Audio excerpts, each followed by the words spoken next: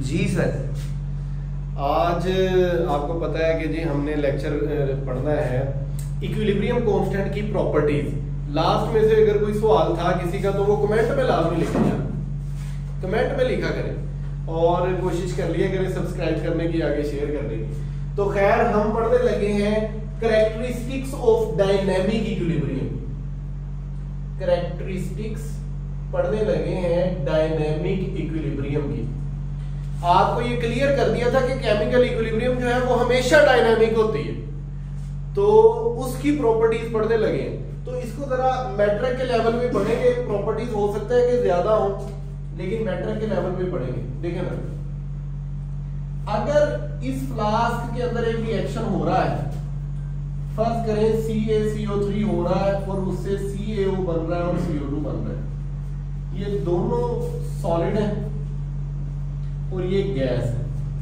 अगर इसमें रिएक्शन करवाएं तो ये जो गैस बनेगी वो इधर से उड़ जाएगी।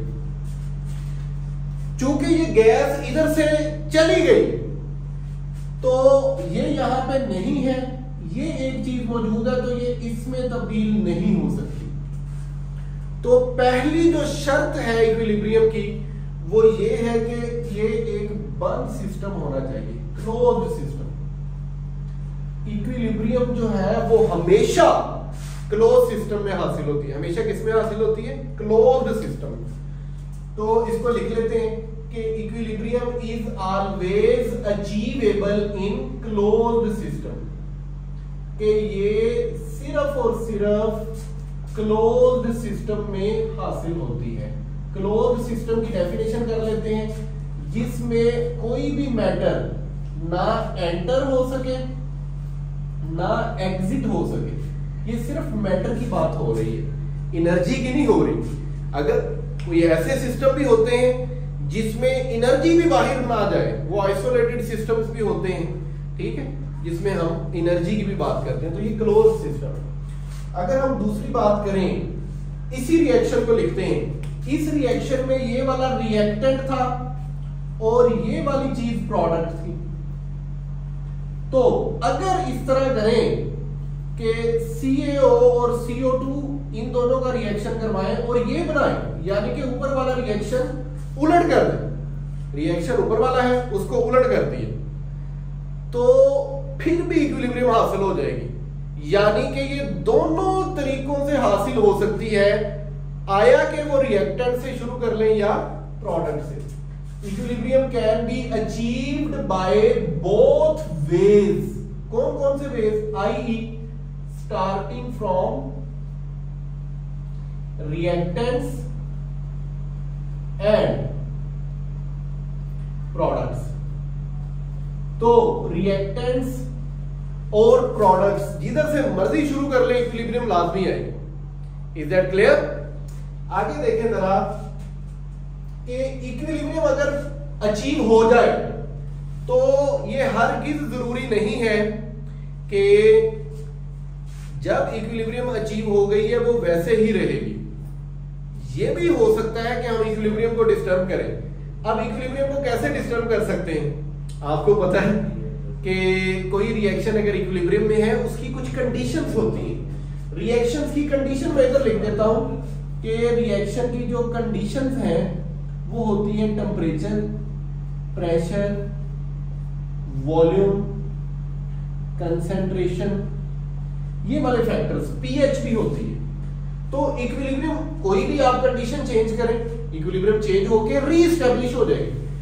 बुक पे लिखा है कि इक्विलिब्रियम को हम चेंज कर सकते हैं कंडीशंस चेंज करने से टेम्परेचर प्रेशर की, लेकिन वो फिर रीएस्टैब्लिश हो जाएगी। अगर टेम्परेचर बढ़ाया तो वो फॉरवर्ड रिएक्शन की तरफ फर्ज करें एस्टैब्लिश हो जाएगी या रिवर्स की तरफ, लेकिन एस्टैब्लिश हो जाएगी बात। तो इक्विलिब्रियम जो है कैन बी डिस्टर्ब्ड। कैसे डिस्टर्ब होगी? चेंज करके प्रेशर को, चेंज आपने कर दिया प्रेशर को, टेम्परेचर को वगैरह वगैरह। बाद इक्विलिब्रियम की हालत में रिएक्शन जो है डज नॉट स्टॉप। लगता ऐसे है कि रिएक्शन रुक गया, चेंज नहीं आ रहा, चेंज ही नहीं आ रहा। जितना रिएक्शन आगे को जा रहा है उतना पीछे को आ रहा है। तो चूंकि जाहिरी तौर पे कोई चेंज नहीं आ रहा तो लगता है ऐसे कि रुक गया, लेकिन रुकता नहीं है। ये शॉर्ट क्वेश्चन भी बन सकता है कि इक्विलिब्रियम की हालत में रिएक्शन रुकता नहीं है, सिर्फ फॉरवर्ड और रिवर्स रिएक्शन का रेट बराबर होता है। तो सिर्फ और सिर्फ क्या होता है, ओनली क्या होता है, फॉरवर्ड रिएक्शन का रेट बराबर हो जाता है रिवर्स रिएक्शन के रेट। यही तो डेफिनेशन है इक्विलिब्रियम की। आगे इक्विलिब्रियम की हालत में जो फिजिकल पैरामीटर्स हैं, जैसे कि आप कह लें उस रिएक्शन का कलर, उसकी स्मेल, उसकी डेंसिटी, इस तरह की चीजें भी इक्विलिब्रियम की हालत में चेंज नहीं होती। ये भी चीजें सिमिलर रहती हैं। जैसे एक रिएक्शन है ईस्टेरिफिकेशन का, ये बुक पे नहीं लिखा हुआ, वैसे बता रहा हूं। ईस्टर बनता है, उसमें उसकी फ्रूटी स्मेल होती है, तो वो जब इक्विलिब्रियम आ जाए तो वो स्मेल भी जो है वो कांस्टेंट रहती है। आगे देखें जरा छठा पॉइंट कि इक्विलिब्रियम की हालत में amount of reactants and products, reactants की और प्रोडक्ट्स की मिकदार वो भी तब्दील नहीं होती, डज नॉट चेंज। ये चले इतने बचत नहीं करते, लिख ही लेते हैं जहां इतना लिख लिया, डज नॉट चेंज। तो इक्विलिब्रियम की हालत में रिएक्टेंट्स और प्रोडक्ट्स की मिकदार भी जो है ये चेंज नहीं होती। तो हमने इक्विलिब्रियम को स्टडी कर लिया। इसके अलावा भी कुछ प्रॉपर्टीज इसकी बताई जा सकती हैं इक्विलिब्रियम की, लेकिन चूंकि हम कंजर्वेटिव रहेंगे, स्टिक टू द पॉइंट रहेंगे, सिलेबस पे रहेंगे, तो हमने ये वाली सारी चीजें जो है जो स्टडी की हैं, इसमें अगर कोई भी क्वेश्चन हो, कंफ्यूजन हो, वो आप कमेंट में पूछ सकते हैं। तो मैंने अपनी टीम से कहा है, आप गौर कर रहे हैं सर, जो बच्चा क्वेश्चन करे कमेंट में जी, तो आपने उसको इंशाल्लाह मुझे बताना है, तो हम उसके शॉर्ट्स बना दिए। ठीक है जी, चलें आज का इतना ही लेक्चर है, तो नेक्स्ट टॉपिक में मिलते हैं फिर इंशाल्लाह का। बहुत शुक्रिया।